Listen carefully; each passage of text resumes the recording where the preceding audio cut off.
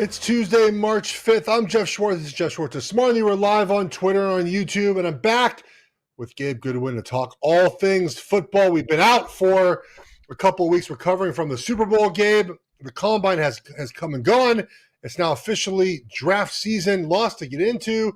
But first, buddy, how you been? Are you coaching your son's baseball teams again? It's baseball season already.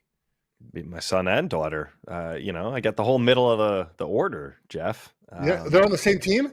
Oh, yeah, man. Yeah. Look at you and my pitching arm is nice and loose. First game is this weekend. Got rained out here in SoCal opening weekend. It's not as hot and dry as people think it is. How are things in your world? Baseball season begun over there? What's wild is every practice has been rained out. So it's the only day that we have practice of the week, the only day it rains. So but I'm excited to be back. It feels like spring out here. It's nice. It's in the 70s. And when we think about spring, at least for me, I think about some NFL draft and what's happening in the NFL Combine after this week, some NFL free agency news. We will cover it all. We also have a fun story out of Alaska. Anytime that you could talk about the Iditarod and moose and harvesting of moose on a racetrack, we will talk about that. I think the plural of moose is mooses. I don't think that one gets a weird treatment. Yeah, it's not like goose and geese. Yeah, I think it's just mooses. And that story is insane, and it somehow makes more sense than the True Detective setup in Alaska. So it's not even the craziest story in Alaska. We can get into that at the end of the show. Lots of questions about that. No spoiler alert, but the tongue makes no sense. Couldn't spoil it if I tried, Geoff. Could not even spoil it if I tried. Look, okay, one second. Sorry, we're getting this now. I watch this season every week with my wife. I kept telling her, like, okay, it's going to pay off at the end. It's going to pay off at the end. It's going to pay off at the end. And nothing got paid off at the end. So thanks for 6 episodes of nothing. Yeah. I think, Geoff, the point of this show, for anyone who's watching live or anyone who gets a chance to listen later, is to get smarter about football and find out where the easy takes that bounce around the internet and maybe on some TV shows that we watch, where those could get sharpened up a little bit by a guy like yourself. No time in the year is this easier to do than when everyone starts watching the Combine and has absolutely no idea what they're looking at and just makes stuff up. This is when a bunch of NFL people suddenly go, oh crap, I have to have smart takes about college players I've seen twice. And I'm going to do that by thinking about things I've never thought about, which is how big a person's hands are and how fast they do a 3-cone drill. It's all make-believe. So I'm going to start with the guy who should go number one, the guy I've rooted for a couple of years, the guy who I see very few flaws in, Caleb Williams, who basically said, I don't need to show you people-ish. I'm good. You know it. You don't need to measure me. You don't need to evaluate me much. I'll just sit here and wait to be number one. Was that the right move? Is that what Caleb should be doing? All right. So Caleb Williams went to the Combine, and he did his weigh-in. I believe he weighed in. He's decent size, normal size as he should be. And that's all he did as far as sort of the testing, right? And include medical testing in this. He interviewed with the teams. The point of the Combine game, we've talked about this for years now, is the medical testing, right? It's one centralized location where all the teams are at, all the players are at, and there's a day of medical testing. There are multiple rooms with 5 or 6 doctors from each team, well, one from each team, and you get evaluated in these rooms. They feel your body, they move your body around, they look at your medical history from college, and they determine whether you need to get MRIs, X-rays, and figure out if there's a medical issue. How do we evaluate that? You also do blood work, EKGs. They've evolved some of the heart testing over the years at the Combine, but that's the point of the Combine. The ultimate point is the medical testing. So Caleb Williams refused the medical testing. We know this. He talked about it. And the reason he gave was essentially of like, hey, wherever I go visit, we'll do the medical testing there. Now, the way the visits go, Gabe, is they fly you in. It's more of an interview. You talk with the coaches, you meet with the staff. There's not often a physical part of this, right? Not physical workout, but a physical where you're getting evaluated by the team medically on these visits. So for the Bears, let's say, to set up a visit for Caleb Williams, they then have to get the doctor aligned, the MRI, like they got to get all these things aligned for Caleb Williams to get the medical checked out at the facility. And the thing that I don't understand about this, Gabe, is the why, right? Like, it feels like he's being difficult to be difficult. There's no reason not to do the physical at the combine. It's why you're there. Okay. The reason that people say is, well, he didn't want other teams to know what's wrong or not wrong with him. What does that matter? What does it matter if the Packers know that you have a weaker ankle on the left side and the right side? They're going to use that. They're going to like target your left ankle when they play you. I mean, I don't know the point. He's the first person in the history of the combine to refuse any of the medicals, to not do any. Like, Gabe, it's so easy just to do it, and there's no downside. There's zero downside unless you're hiding something. If you're hiding something and you're trying to rehab something and you need an extra 2 or 3 weeks, fair. Okay, fine. You're trying to hide something. Maybe it's a hamstring he pulled in workouts, or he's got a bum knee or something, trying to figure things out before he gets to the combine, before he gets to sort of the. But Gabe, this is refusing to do it to just refuse to do it. There's no actual reason. Now, it doesn't change, Gabe, whether he be drafted 1 overall. I think he's the best player, the best quarterback. He should go 1 overall. But it's just odd. There's no actual reason for him to do this. Okay. Then I can't really come up with a good reason other than in this point in one's career, you are looking for every piece of leverage that you can find, right? And so perhaps his camp believes that giving away a certain amount of information or conceding certain things makes it easier for someone to build a case against him. And it's not that he's hiding some huge medical issue. It's just like, you don't need the information. You've seen me play. You have questions, ask. Like, could that be it? I that doesn't seem overly strategic, but maybe that's all it is. Maybe, but I mean, my first thought is he's hiding something. Like, what's he hiding? Why is he not deciding to go through this process like everyone else is doing? And it's not going to change his medicals. And look, maybe he's trying to be so difficult the Bears don't want to draft him. Maybe that's his reasoning for doing all this. But again, the reviews were he was great in his interviews.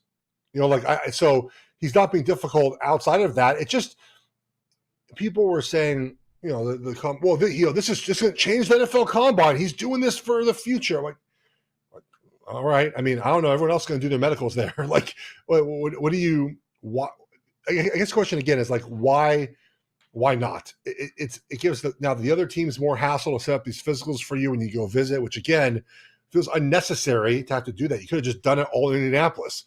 But also too, I'll say this. They show their cards though. If somebody's not willing to do that work to try to figure out what he's doing, then he knows they're not serious about taking him. And maybe his goal is to be taken number 1, but moved on draft day, like we've seen so many great quarterbacks do. It's only happened a couple times. What if two? what Manning and Elway, right? Elway, yeah. Elway had the leverage of the USFL though, at least. All right. So, okay.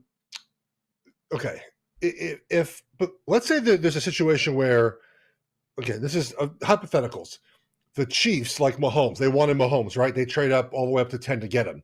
Yep. What if there's a team, an unknown team, Gabe, that doesn't want their intentions to be known, that they want Caleb Williams? And it's a good team. I don't know. The Kansas City type team. And they say, and they're like, you know what? We didn't get your physicals, man. We just can't draft you. I don't know. It's possible. It's possible, right? They don't want to bring him in for a top 30 visit because they don't want people to know they like him. Because there's no reason. The team can interview Caleb Williams at the combine. Like, there's no reason to not know the background before that. They don't need to bring him in for a visit. And now what if they want to trade for him and have no medicals on him whatsoever? They're not going to do it. Peter Schrager brought this up on Good Morning Football. It's a good point about just like the Bears. The Bears cannot trade Justin Fields or move on from him until they find out about Caleb Williams' medical history. They can't. And so that's delaying the process of Fields being traded. Now, I think Fields' market is not really there. There's not like a robust market for Justin Fields where like they're losing out on not trading for him, or should be trading him. But it kind of halted the process for a lot of teams if they want Caleb Williams. So basically now does Washington, Chicago, the Patriots, someone else have to do individual physicals with Caleb Williams? It just seems unnecessarily difficult. We could have just done it at the combine when it's all set up for you to do the combine. Last point on the procedure here, and then we could talk about the player and some other guys who might go first round. If what you just said is true, if the Bears can't figure out a market for Justin Fields until they understand that Caleb Williams is healthy, isn't Caleb Williams essentially forcing the Bears to imagine trading the pick? And isn't it possible that where he wants to go is a team that stinks but could get good soon, his hometown, the Commanders, DC? Isn't this maybe some agent has figured out a chess game here to get him? His agent. It's just he has his family's his those his folks. dad, I think, is his manager. I guess, but Washington's still going to want the physical too, Gabe. I'm sure going to have him in on a visit and do a physical. Yeah, they'll pay to bring a doctor in and do a physical. That's not that far. I get a physical a couple times a year. Big deal. Twice a year? I mean, I lied. I don't even get one. I lie about half the stuff I say at a physical. I might as well lie about how often I have them. That was great. I was like, twice a year. Wow, you're really thorough, Gabe. Your insurance must love you. You wouldn't get this, Geoff, because you're, to your audience's famously not a drinker, but for those of us who like to have a beer here and there, or more than a beer here and there, do you drink alcohol? And I'm always like, yeah, sometimes. And they're like, how many a week? And then that answer is never true. You never get the real answer there. There's that Parks and Rec clip of Ron Swanson giving that answer, and he's like, they're like, how many drinks a week? He goes, one. He's like, one bottle a day, or so whatever it was. It's so good. All right, let's talk about Caleb Williams as the player really quickly. Yes, this is a fun discussion to have about him, Jane Daniels, direct May. So as people, I am right about a lot of things. I'm wrong about a lot of things, but I've been right about this more than anything else maybe this year, Gabe. I said from the beginning of USC's season that their offense was not functioning at a level that we saw previously. Now, their defense is what it is. We talked about that all year. But as the season got on, I kept telling you guys privately, very text messages on this show. Sometimes we talk more about the defense more than the offense. But I was like, guys, the offense doesn't look right. It doesn't look like an offense that Lincoln Riley has had before. And now people are starting to watch Caleb Williams, and they're like, yeah, it looks kind of bad. Caleb Williams' film is not great from this past season in totality. Now, his arm talent is incredible, best in the draft by far. His playmaking ability, best in the draft. But sort of the rhythm of the offense is non-existent. There is not a lot of catch the ball, throw the ball. There's not a lot of in-rhythm plays in the offense. Not a lot of guys just open at the snap. The offensive line was bad. He held the ball forever. Now, that wasn't his fault all the time.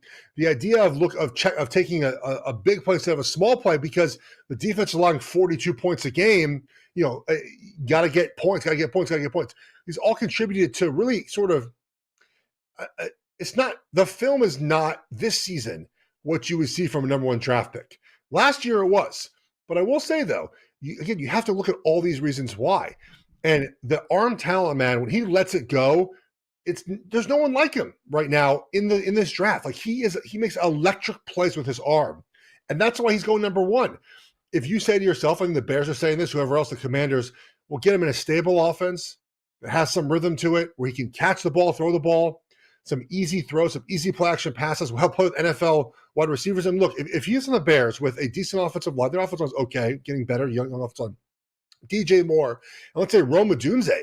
I mean, that's a huge upgrade from what he had at USC last season. USC has how many wide receivers drafted this year, Gabe? Probably 2, Taj Washington and Bryce, maybe at the most. They don't use a tight end in that offense. Offensive lineman, maybe the right tackle gets drafted, maybe the left tackle, I don't know, like late round picks. Running back, I mean, like the talent on offense was not like Riley had in the past. So it led to all these things not being great on film. I'm going to make it very clear. Caleb Williams, I think, is a great player. It's just the film wasn't good this year because of all those reasons. There were moments that was good. The turnovers were not, again, him pressing a little bit too much. It's fair to ask, okay, if you get in a situation in the NFL, are you going to take the easy throw? You're going to try to make the bigger play? But again, I think you can excuse a lot of these issues. And it's why these interviews happen at the combine. Hey, explain your process right now. Explain why you're doing this. And all accounts too, by the way, Gabe, great kid. Handled LA. It's a tough market to be in. Handled it excellent. He wrote FU Utah on his fingernails. I mean, look, and do NFL teams like that? No. He's also 20 years old. They'll get over it, But I think he handled LA great. He was a good ambassador for the USC program. It's in a time, by the way, with NIL, right? Name, likeness being such a big part of the game now. And so he's the number one pick to me. I take him number one. I have no problem taking him one. There's some talk about Jane Daniels going one. The odds have come way down. I just don't see it, really. But again, Williams is is fantastic. He just has to get in a better offense. Tell me if this feels accurate to you. And I don't need to add on to everything you said. I watched him play more than any other player that I've watched in this draft. Yeah. And the lack of rhythm and the inability to just make the easy type plays that we're used to seeing the Chiefs offense do, for instance. Pat's ability to go, you're giving me 4-yard slants and easy screen plays and quick outs, I'll take them. Yeah. Caleb did not do that consistently throughout the year. And when he would do it, you'd go, this is so easy. We're going to clobber these guys. And then he'd revert back to something else. Here's my question on ceiling and floor. The comps are always described as Patrick Mahomes. Patrick Mahomes, yeah. That's difficult. Ceiling, probably a little bit more like Josh Allen, physically. Where do you think about that? Well, I mean, physically, he looks more like Mahomes, but you just can't compare to one to Mahomes. Like, that's unfair to Caleb Williams. Crazy. Aaron Rodgers would be an amazing ceiling. I think there's a very little chance he's a bust, if that's what you're asking me. Like, I think he can do enough with his legs, with his arm, to not be a bust. Is he a Hall of Famer? I don't know, man. That feels hard to but I don't think he's a bust. And you're right. Where you go, we've learned over the years, is a big reason why you succeed or don't succeed. Chicago, unfortunately, for years and years and years, has just not been good at quarterback. Their best quarterback in their history of their franchise, this is, I'll be serious, is probably Jay Cutler. Yeah, baby. Probably the best quarterback in the history of the Bears franchise. McMahon was not as good as Cutler. Yeah, they won a championship with him, but he's not Cutler. Like, that's the best they've had. So, there's a little bit of like overcoming that in Chicago as well for Caleb. But I drafted one. I think I think his management, call it that. I am one who said this before. Said this about Lamar Jackson's mom helping him. It turned out maybe he wasn't helping him as much as someone else. But like, I'm not a big fan of family members sort of being part of your decision-making circle. You can certainly talk to them about decisions, but I advise, I'm a fan of an agent, a marketing person, like someone who is not your family member, to be the one advising you. That's going to turn teams off, but not enough to where they don't say, hey, I'm not taking Caleb Williams. But I would say that that's a part that teams are like, I don't know if I like that part of what he's doing right now. But in the end, can you play or not play? He can play. He can definitely play. I'm not convinced the other quarterbacks, all of them at least, can play. Let me confess a few things to you. Drake May, sorry, wasn't really somebody I was paying close attention to all season. I've seen the stats. I've heard his name mentioned for over a year now. Whatever, fine. Jaden Daniels, like, I got a little taste of him out here. Then he goes to LSU, like, and then the whole second half of the season, we're obsessed with talking about him because of the stats he puts up. I don't know. JJ McCarthy obviously has this incredible resume as a quarterback. All I've seen him do is meditate. Like, I don't know. It just feels like we have to convince ourselves that all of these guys have top 10 potential, but why do we have to do that? Like, none of those guys, except Penix, to me, look like they really have it. Yeah, I have questions about Penix too. May and Daniels, I think, are going to be fine if they get in the right place, Gabe. Are they going to be the best quarterbacks? I think you typically have one quarterback in the first round per class that is the home run. You look at last year: Bryce Young, Stroud, Richardson. Stroud, obviously, I think is the best one there. Richardson didn't play very much, but maybe he can be good. In 2021, the 5 first-round picks in the first round: Lawrence, Wilson, Lance, Fields, Mac Jones. Trevor Lawrence didn't play well last year, but he's one, right? He's the guy. The year before, Burrow, Tua, Herbert. That feels like might have 2, right, with Herbert and Burrow. Kyler Murray, Daniel Jones. The year before that, Kyler Murray. Like, you typically don't get a year where you have 5 first-round picks, 4, 5, 3, and like 2 guys are good. Normally it's 1. 2018 is different. Josh Allen and Lamar. It's a great year. So it's unlikely that all 3 are going to be good, Gabe, right? 2 at the most. McCarthy, I don't know, man. I don't know. His film doesn't show top 10 pick, but I think he's going to top 10. You're just judging it off of some of the throws he makes, I guess. I mean, he was the one who looked the worst throwing the ball at the combine with like just no one rushing him. I don't know. It feels like a big projection. I have a hard time getting there with him as like a top 10 pick. I'm the dumb guy on this show. I see like Chase Daniel, like cool, great college career, obviously a bright guy, seems like a very coachable guy, has some talent. You'd feel fine having him in a quarterback room, and if he had to play, okay, I guess. But how are you turning that guy into Tom Brady? Let's say I just don't see it. I don't either. But the interesting part about some of the draft talk right now is like Kirk Cousins going to the Falcons is, I think, a real thing that might happen. So then they're out of JJ McCarthy. So now is it like Sean Payton? Are they going JJ McCarthy? Is that a guy that the Vikings go McCarthy? Like, he's going early, Gabe. I just don't know where, and I don't see it.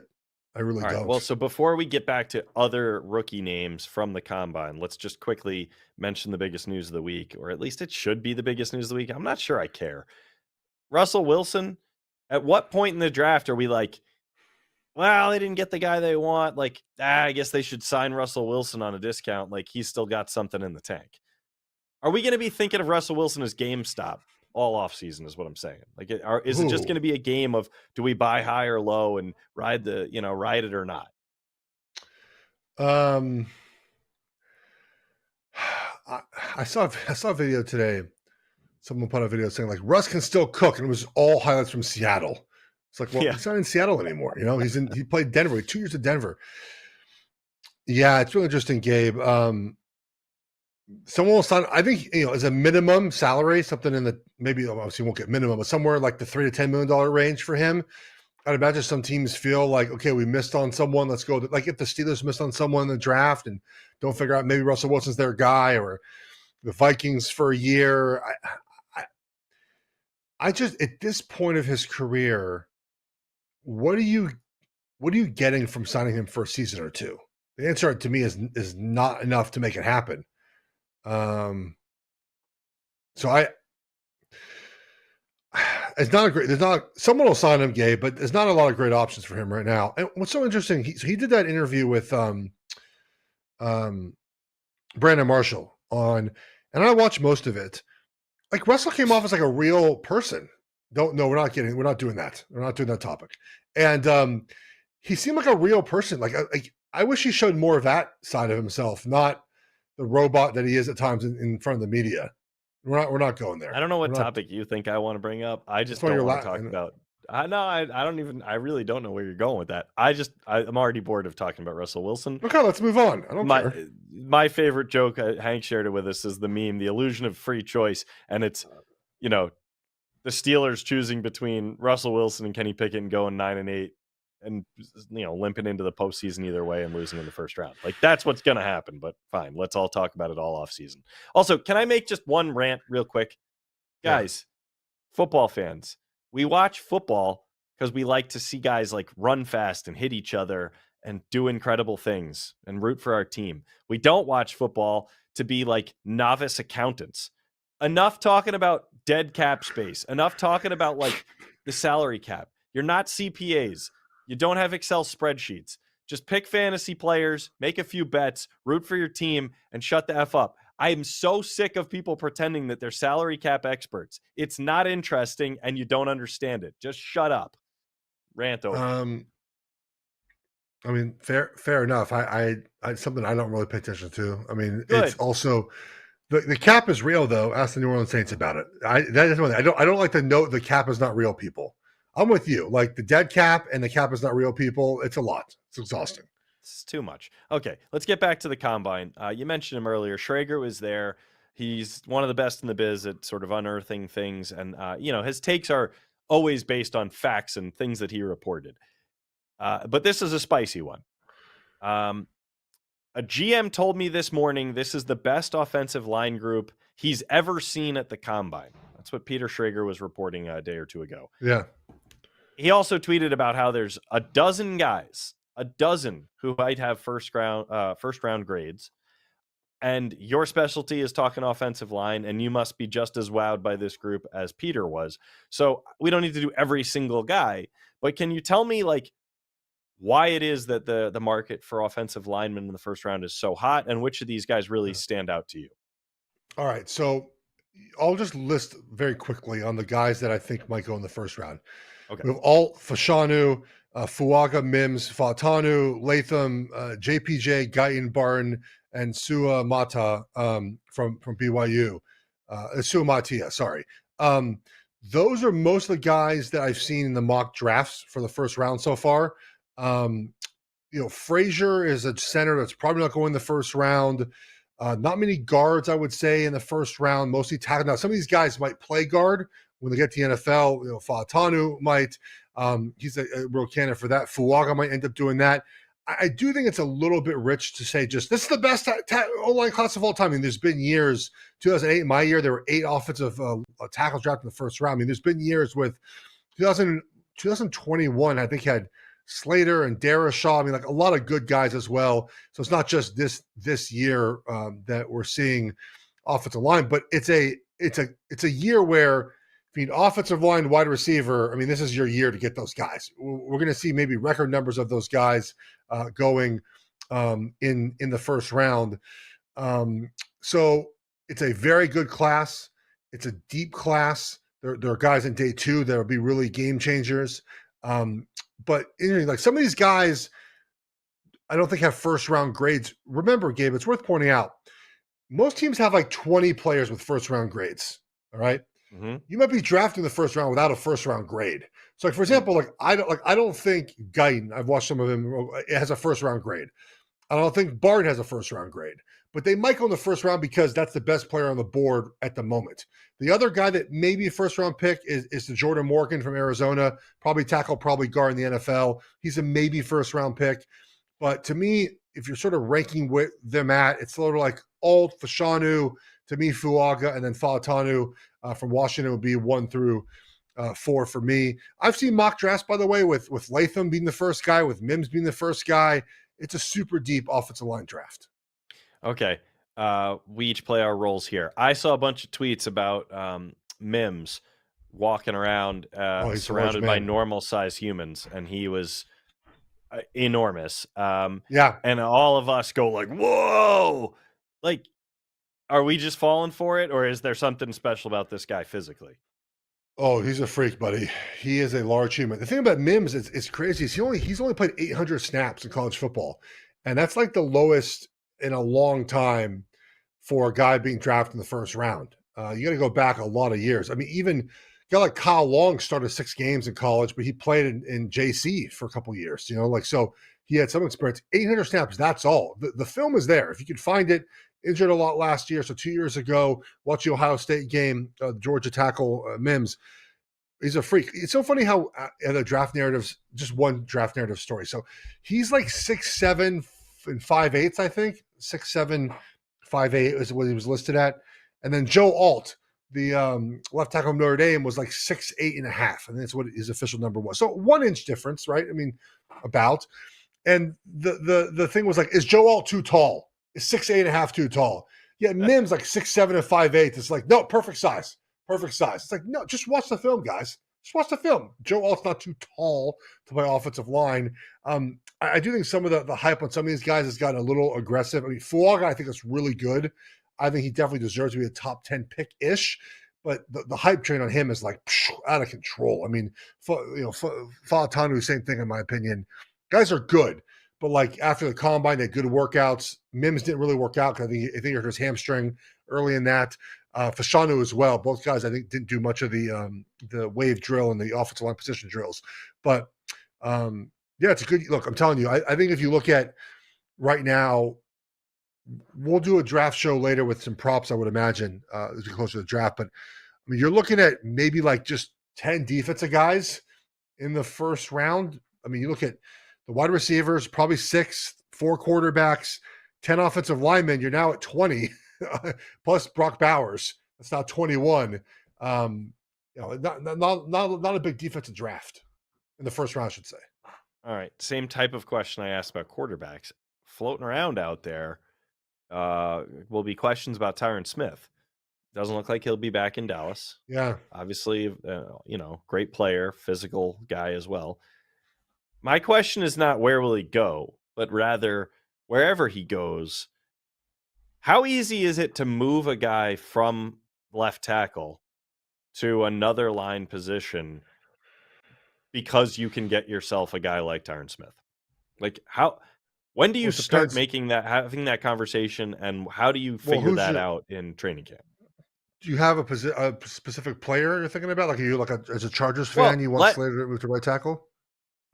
I don't know if that would be worth it. He seems like he's off to a great start Yeah. at left tackle, but let's say the Chiefs, a team that's a great team, Well, yeah. but doesn't have anyone with his reputation at that Well, position. Who gets it? well, Smith will stay at left tackle and Taylor will stay at right tackle because Donovan Smith, the left tackle, had a 1-year deal. He's out of there. The Okay. Chiefs are not signing Teron All Smith. He's too injured for them. He Okay. doesn't. They don't sign injured players to that deal, those type of deals. So All right. I've actually thought about this. Like, if you're ring hunting, Yeah. if you're Smith, That's the best way do to you put it. do you go play right tackle for the Niners? Like, do you go do that for a couple years? And remember, he was a right tackle at USC. Matt Khalil was so good that Matt Khalil played left tackle and Smith played right tackle. And Teron Smith's going to end up being a Hall of Famer in the end. And Khalil was very good early in his career as well. So I got to say, I got to give a shout out to Colin Coward. He said something yesterday I thought was really interesting. And I've thought about this. The Cowboys might have had one of the best offensive lines in league history to never like win playoff games. He mentioned this yesterday. He said, like, look through the history of the NFL at the best offensive lines. They win Super Bowls. The Hogs, the Great Wall of Dallas. The ones that haven't were the Chiefs in the early 2000s with Rofe and Shields and Brian Waters and that rushing, and the Cowboys, who end up, they're going to have 2 Hall of Famers, Zach Martin and Smith, and then Travis Frederick for so many years at center was the All-Pro, was the best guy. He obviously had to retire a little bit early, but even now, like, they're not a Tyler Smith, the left guard, All-Pro, Pro Bowler. Bialic at center is not bad. Steele's good at right tackle.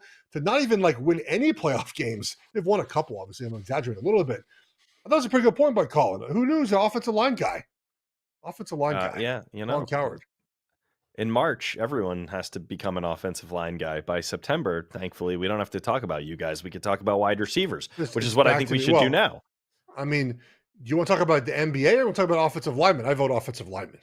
Well, that you're in company of one there. Let's talk about the wide receivers. All right. Xavier Worthy broke the combine record with a 4.21 40. All right. Yep. Great. He's very fast. And then he ran even faster than we thought. First of all, I don't know why human beings keep getting faster. I feel like at some point this is just fast enough, but that's for another podcast. Obviously, the debate is like sort of like is a lineman too tall? Can a wide receiver be too fast? And it's hard to say that given when, you look at a guy like Ty Hill, but most of the time, the really, really fast guys don't pan out, and the guys who do a better job of running routes and staying healthy do. Well, I think the question goes back to the film, right? Gabe, is like, do we see the fast on film? Because a lot of guys that bust, they're fast on film, but don't actually make many plays. Like there's not a lot of, what's the right put, like NFL skill set in how fast they are. I think Worthy has the NFL skill set and he is fast. So also too, where does he go? If he goes to Kansas City, probably going to be good. Goes to another team, I don't know. Might not be. Like, I think part of that is, John Ross famously, right, left the 4-2, whatever it was, and went to the Bengals. It just wasn't a good situation for him. So I think that it's a good point you made, but you know about to watch a film, right? Like, is he NFL fast? Does he make good cuts on, as a wide receiver? Does he run good routes? Things like that. I think Worthy has that in him. It's just a matter of where he goes. As a Chiefs fan, I'll tell you what, I kind of want a big guy. Like, I want a bigger wide receiver than Worthy. Worthy, I think it's like 170 pounds. That's too little for me. The Chiefs need someone bigger. 6'1", 172. Yeah, I don't think the Chiefs should draft him. Okay, that's about what Devontae Smith is, right? And about his size. Yeah, but the Chiefs need AJ Brown. They don't need a Devontae Smith. They need AJ Brown. Everybody needs AJ Brown. Well, that's my point. Like, if you're choosing between two types to draft, give me the AJ Brown player, not the Smith player. They have Rashee Rice, who's sort of the Smith player. They need AJ Brown. All right. Does We that did make the sense? research. Yeah, I think so. We did the research, by the way. Recent Hall of Famers, wide receiver position. Very, very few under 4.4. T.O. over 4.4. Isaac Bruce over. Calvin Johnson, obviously Megatron, just a hair under 4.4 at the combine.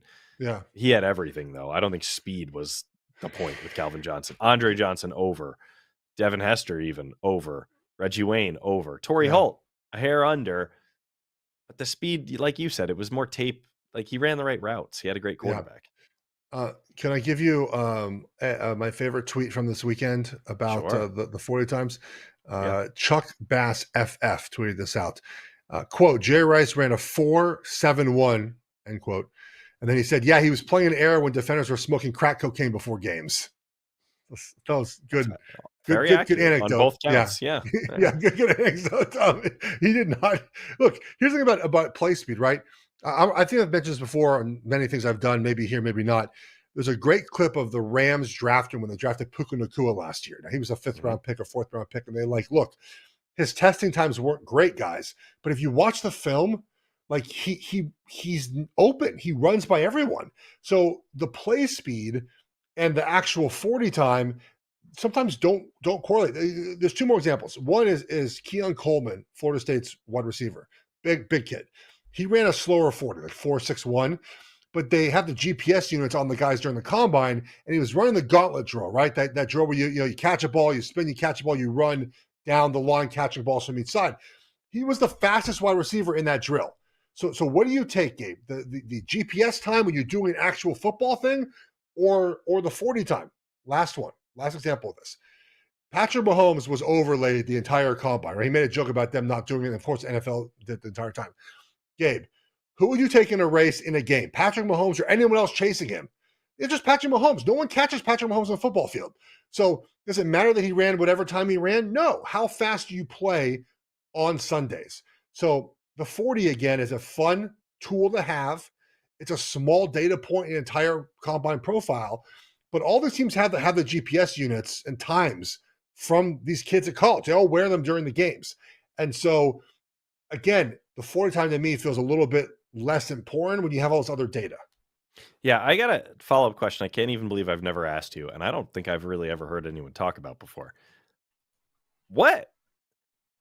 Is there some measurement or some way that people evaluate literal stamina in that? Like if you run a 4.40, if you can get out and get going at full speed on the first snap of the game, how close to full speed are you by the last snap of the game? And is there some way that you... Yeah, the GPS units measure that. Well, I know, but historically, that's like brand new stuff. I'm talking about like, no, did Jerry Rice just hold the 4.7 the entire game no matter what? My guess is yes. Oh, yeah. I mean, his very famous workout routine, yes. Right. So is there a way to spot a guy, and I'm going to use Marvin Harrison Jr. as an example, where it's like, all right, he's a tenth of a second slower than some of these other dudes, but obviously he can just physically keep going and make incredible athletic plays the whole game long because of just how he's built and what he knows how to do and the kind of routes he runs, the contact he can avoid. Yeah. How do we spot that? Watching film and watching him run just as fast as he did at the beginning and the end. It always comes out to film, Gabe. Very simple. Okay, film. Boy, you guys really are gatekeepers with that. I don't get to watch all the 22s. I can't see all that. Some of us get just watch highlights and post videos. Some of us watch all 22. You do what you can. Oh, some of you guys get very upset with each other for posting your takes on what the film shows. I don't know. I don't get mad about other people's opinions on that.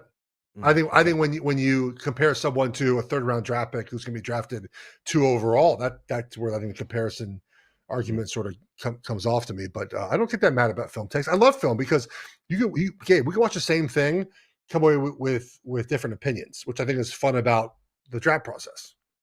Mm-hmm. Yeah, and watching shows like True Detective, for instance.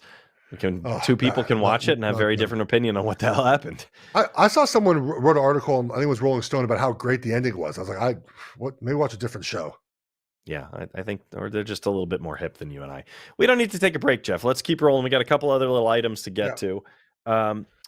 College football, EA is coming out with college football game, big deal. That for some reason the story all week is that Arch Manning, who doesn't even play or hasn't even played, is not participating in the game for Yeah. business reasons. Like I don't. No, he said he wants to focus on football. Whatever, man. It just reminds me of John Dowd. Do you get the John Dowd reference? No. So MVP, the best sports game of all time, MVP 05, baseball game, obviously. Yeah. Barry Bonds did not participate. He was John Dowd in the game for years. He would not participate. So he went with John Dowd. My favorite game, even up to like, I don't know, 5 years ago, my brother would each year would go through and redo the rosters and send me the memory card of the current MLB roster. So I could play. I have a PS2 somewhere with the game still. I'll probably plug it in and play. MVP 05. Mitch has time for that? I'm surprised that he has this is before I think he got married. Like when he before marriage. We had time to do that. I see him. He's busy. I didn't know if there was something he could squeeze into the schedule. Okay. All right. So there's nothing more on that. That's just Arch Manning wants to focus on football, whatever the hell that means. It's such an unimportant story. Like, who cares? Well, Hank cares. I want to be nice to Hank. He did a good job laying out a rundown. We haven't asked him to do that for a few weeks. He came back strong. He put some Texas stuff in there. Let's give him a little love. I talked about Texas at all tonight. It was the only time. There was. Well, Xavier he's not even quarterback one. No, he's not. It's bizarre he hasn't switched schools. All right. Jason Kelce. You loved him before most people loved him. Now the whole world loves him. He's saying goodbye, we think, for good. I take him at his word. This is it. I think the retirement, the hour-long press conference yesterday where he thanked everyone and was very emotional, would announce his retirement. That's official. No? I got a couple Favre press conferences that like to argue with you about that. But yes, I agree. I think Kelce's already like 250 pounds, and he can just walk in whatever job he wants next year. So I think he's going to be set for life. I don't think Favre was walking into the set of Amazon Prime on Thursday Night Football. That wasn't quite the job he was looking for. No. I like that you said 250, and you didn't say this, but the implication was he's already lost a lot of weight. I think he has. He looks like he's pounds. I think he was like 275. He played really light, and I think he looks like he lost some more weight. You're a media mogul. Where do you predict Jason Kelce is doing media next year? He'll have his podcast. Like what's he doing for media? What do you think? Well, I have no inside knowledge, even though I guess our worlds sort of kind of start to touch. Yeah, but no one has mentioned Fox at all. They've said only all other networks. I have friends at all these places. I haven't heard a thing, but my guess is he's smart enough to try the independent thing for a year, see what his price goes up to. He and Travis obviously have a very successful show together. He can obviously green light and make other things happen should he say he wants to do them. I don't necessarily believe he needs to take what would be a very large paycheck for not a lot of work to be relevant. A lot of guys do it so they can stay relevant, so they can get something they want in the future. I think Jason has relevance, so I think he can pick and choose. It's a good. I think Amazon, like Thursday Night Football, is where they're gonna. Where I mean, all the players are already on there, right? With Whitworth and Ryan Fitzpatrick. And so situations. I don't know how many of them are sticking or going. And that feels like a good spot for him, especially if like they're looking for another guy in the booth. I'm curious how many people these networks are trying to pay for his podcast, though. Like Amazon will be like, you come work here, how much you want for your podcast. His podcast is really, I was walking the dog the other day, my neighbor, I had no idea that she even cared about sports, was listening to New Heights podcast. And she's like, yeah, I love the podcast. Listen, I was like, do you even like watch sports? She's like, no, not really. I just saw the podcast and like it. It's like, fantastic. We need to get her on my podcast. So look, one last thing on Kelce. Kelce is like the dream and hope for a lot of NFL players, right? A lot of us are not drafted in the first round. He was a later round draft pick, 6th round draft pick. And all he did, Gabe, was grind and work his ass off early in his career. He made his 6 All-Pros in his last 7 seasons. He was not like good, quotation marks, like elite until 2017, right? Like he worked his ass off with different coaches, different coordinators. He had only 2 offensive line coaches, Howard Mudd and Jeff Stoutland, which like two Hall of Fame guys. I mean, it's the best you can ever have for two offensive line coaches. And all he did, Gabe, was bust his ass, right? It was work his ass off to get to where he is. And I love that story. I was a later round pick too, and I wasn't as good as Kelce, obviously, but just I like his work ethic, the way he went through about his career. Obviously, I like the other stuff about him. I think he's a great person, which is obviously very awesome to root for. I love what he said about meeting his wife. I felt the same way about meeting. I think we all felt the same way about meeting our wives. I just thought it was like great just to hear him talk about his family, what they meant to him, his Eagles family, what football meant to him. But more than anything else, I think for a lot of us, that's the path we dream for, right? We dream for his path. You get in the NFL, just get it any way you can, and you work your ass off to get to a point where he's a Hall of Famer now. I think we use first ballot way too much as an idea. He's not a first ballot Hall of Famer. He's a Hall of Famer. It doesn't make it any less impressive. But like first ballot is like Julius Peppers, right? Like the fourth all time in sacks. He's not going to be a first ballot Hall of Famer. He will be a Hall of Famer, which is a heck of a thing. Again, when you don't, for the first 6 7 years of his career, no Pro Bowls, no All Pros. And then boom, 2017 takes off. And man, he's a hell of a player. I'll miss watching him play. Well said. And all I would add is I like anyone whose career is kind of a middle finger to the so-called experts. Because here we just talked about the combine and how, obviously this guy has it and this other guy doesn't. And, I readily admit, I don't know what the hell I'm talking about. I don't claim to be an expert, but there are plenty of people out there who do this for a living who are dead wrong about people like Jason Kelce. And I like that people like Jason Kelce become what they do and buck the conventional wisdom. So for that, I would thank him.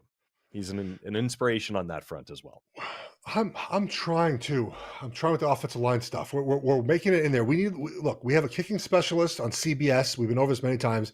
We need an offensive line guy, a centralized offensive line guy. Just come to me during a game and I'll tell you it wasn't the offensive line's fault. It's the quarterback's fault. That's what everyone wants to hear. Why is it the fault of the quarterback? No, look, look what Whitworth is doing, what Kelsey's doing, what Schlereth has done, what Ross Tucker's doing. Like it's fantastic that we're getting more offensive linemen. I probably missed someone. I'm sorry if I did, but just like with Baldy played offensive line. It's great, man. It's awesome, and the way we talk about the game is different. And I think Kelce would be great in any role he has on any of these games. No question. He will push a few more big guys like you into those booths, and that's a good thing as well. Let's talk about the most important story of the week. You really were the reporter on this for me, so I don't want to steal your thunder, but I think you have an important update out of the Iditarod that you'd like to share with us. Okay, so this is a tweet about Iditarod, for those who don't know, is a dog sled race in Alaska. It's like I remember we know, Jeff, we know what the Iditarod is. No, you don't. It's like 30 days in the wilderness. It's ridiculous. I could never do it. But basically, in the first 24 hours, a musher punched an aggressive moose in the face. The next musher had to shoot it, which means you have to stop to field dress it. And then the third musher's team ran into the carcass. So there is a rule in the Iditarod that in an event an edible game animal, moose, caribou, buffalo, is killed in the defense of life or property, the musher must gut the animal and report the incident to a race official in the next checkpoint. Following teams must help gut the animal when possible. So if you run up on someone gutting a moose, you have to then gut the moose as well, which seems like a fair thing to do. And then no teams may pass until the animal has been gutted. Any other animal killed in defense of life or property must be reported to race official, but not need to be gutted. So I just love sports. They're just the best. You don't get this in any other walk of life. Everyone tweeting about Love is Blind. You don't get this in Love is Blind, okay? You get this in the Iditarod, okay? I am a big fan of anything that I can watch that reminds me how much more manly you can be than I am. That's one. Yes, that's absolutely more manly than us. Yes. By like every element of this is something I cannot do. So first, a man punched a moose in the face. So that's 0 for 1. Next, shot it. Like knew how to do that. You could shoot a moose if it was attacking your family. I could shoot at it. I'm not sure I know how to like carry a weapon and shoot a moose, but all right. I'd go 0 for 2. Maybe you're 1 for 2. I could shoot fine, yeah. Gut it? No chance I know how to like dress a moose. No idea how to do that. Well, Gabe, you And live then just riding around on dogs. I don't know how to do that either. That's 0 for 4. Oh, and survive in freezing cold temperatures in Alaska. I don't think that the people that participate in Iditarod live in Venice Beach. So I think that there's I think that there's just a different way of life. I do like watching those shows about people that live like in Alaska. It's just not how I grew up. It's not how you grew up. It's not how we live now. I couldn't live off the land. I don't know what I'm doing. Couldn't even keep chickens alive when I had them. But so the Iditarod off to a bang, everyone. Off to a bang. Yeah. If you were curious, I should have bet on that Iditarod. That would have been fun. The next time we put a show together and talk football, let's make sure we get an update on how the Iditarod concluded. It lasts a while, right? They're out there for a long time. 20 days, I think. 20 days. I mean, as long as it depends on how long is the. I mean, it depends how long you do it. It's 1,000 miles. The closest thing I've ever done to an Iditarod in my life is play the game Oregon Trail in middle school. Yeah, but you can so it takes between 8 and 15 days. I think it'd take you and I about 3 months. The fastest one took 7 days, 14 hours, 8 minutes. Okay. All right. Listen, I want to call it here before I feel even less of a man. I enjoyed getting smarter on the combine with you. I enjoy getting back with you a little closer to draft to talk about all the news that's changed, but none of it's going to change. Let's just come up with new takes about it. How about that? Yeah, we have NFL free agency though, so we'll have something to do coming up in a couple of weeks. And March Madness, maybe we'll hit some March Madness wagers in our next show. I'm all in on the women's tournament. Don't care about the men. I actually thought about this on the women's side. I was looking at the women's odds. So a lot of times one player can sort of get you pretty far. You've been on the Juju Watkins, like USC to get to a Final Four. They're not. I don't think they're beating South Carolina. South Carolina's just too deep. But like USC feels like a team, all like a Caitlin Clark. You just have like one player that just takes you to the promised land. USC, if you're looking for women's Final Four futures, not a bad wager. Great wager, and mark this because Geoff never says anything nice about USC, and he just did, so you know he means I don't. And the Pac-12 is good in women's basketball this year, so that's a way to go out with a bang, everyone. All right, guys, we'll talk to you 2 weeks, 1 week. Sure. I don't know. We'll let you guys know. Talk to you guys then. Take care, everybody.